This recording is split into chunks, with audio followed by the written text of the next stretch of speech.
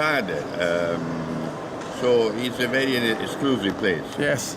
So, Count Marchese, thank you for this interview at the lobby of the Fullerton Hotel. It's quite good this morning, so we can talk. And thank you for the honor. And first of all, can you tell me about your love for Tenuta Castiglione in Val di Pesa? Because you go right to the heart, to the oldest, yes, to the heart. Because I gather that this was a place of great historical value, and since 1000 viticulture there, and it's also the base from which your ancestors did their viticulture. Right. Prego. Yeah. You are exactly right.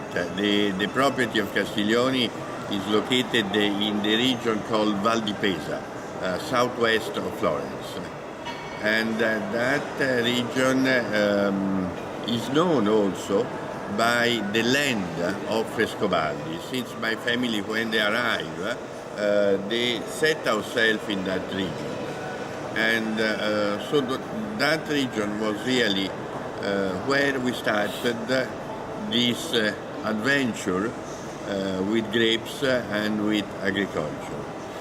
You know, my family before was involved in banking, in trading, and after having good experience in that kind of business, we started to develop our passion with agriculture. And we bought, an important, a very large part of Tuscany in that area.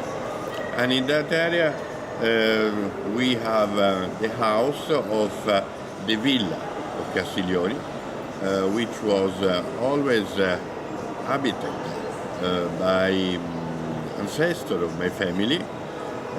We had also recently the Bishop of Fiesole was his home, and after some time, after he died, the house was empty, and myself with my family, in 40 years, 50 years ago, we start again, restoring the house. And 50 years ago? 50 years ago. Wow.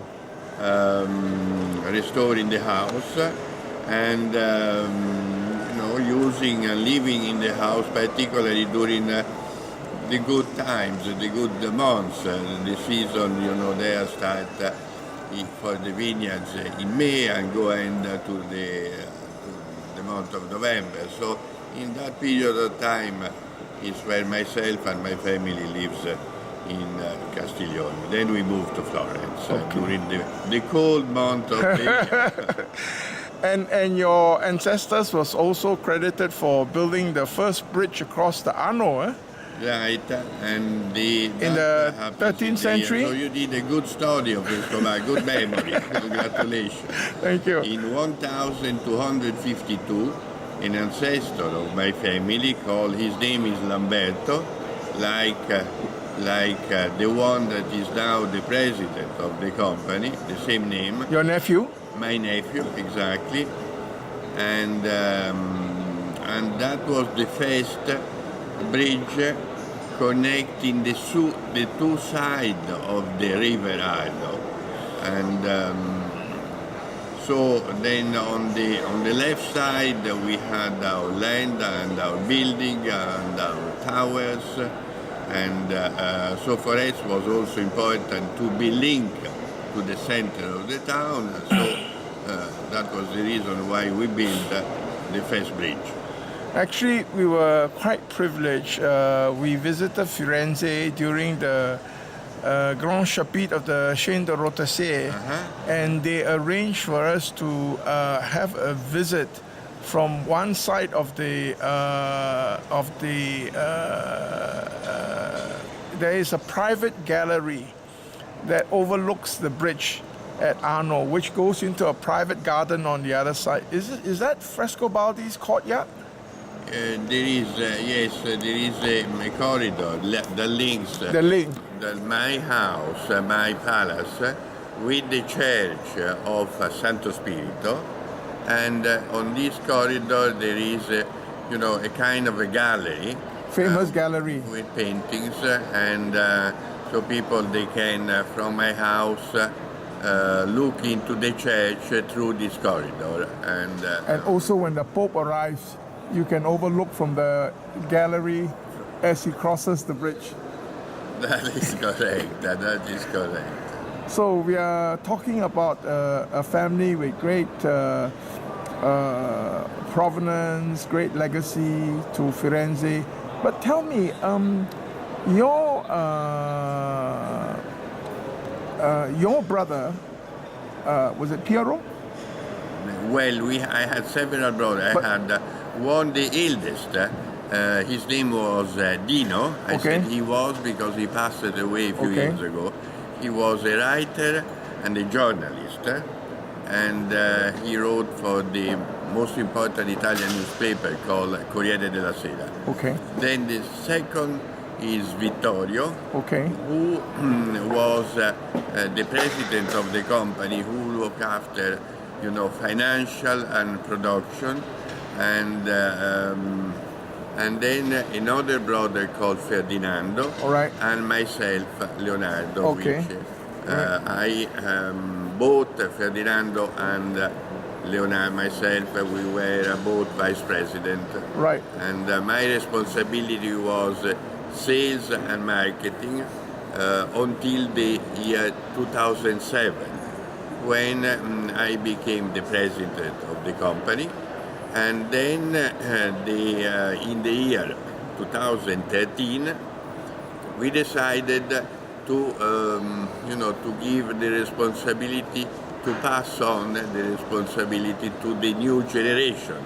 And Lamberto, that is my nephew and his Vittorio's son, became the president. So, Lamberto is considered the 30th generation?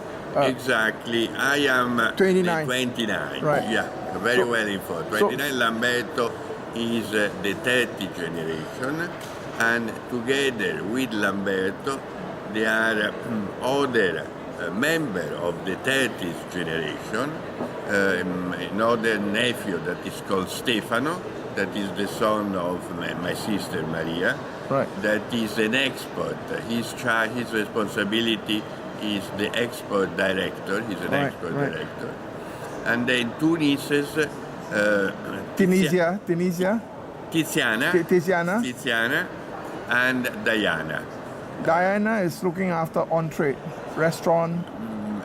You're very well. Diana, she's looking after two Frescobaldi restaurants, one in Florence and one in London.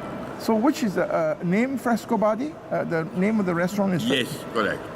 And where in Firenze is the restaurant? Very close to the City Hall of Florence. Near the museum? Near the Museum of Uffizi, near the Piazza della Signoria, where there is the City Hall. And how many seater is that restaurant? It's about 80 seat. And who's the chef, the cuisine? The chef is a Florentine, who his name is Alessandro. Okay. And tell me, in the 1960s, I think it's your brother Vittorio who envisaged this huge replanting, something like 500 hectares. And from what I understand, in the 1960s, Italy was going through a transition from a tenant farmer to the Treaty of Rome, the 1960 European vision, and the industrialization of Italy. So what was it that inspired him to do this major replanting program in the midst of such changes? Because the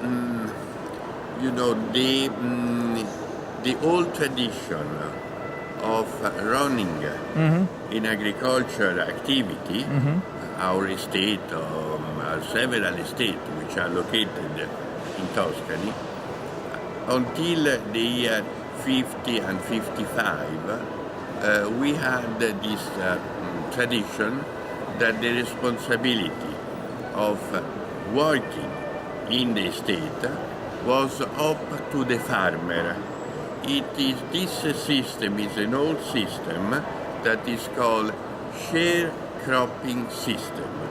So the farmers, they were giving their work, and at the end of the year, they were getting half of the crop, and half of the crop was instead property of the owners. This system ended up in the year 1950, 1955. So that was the time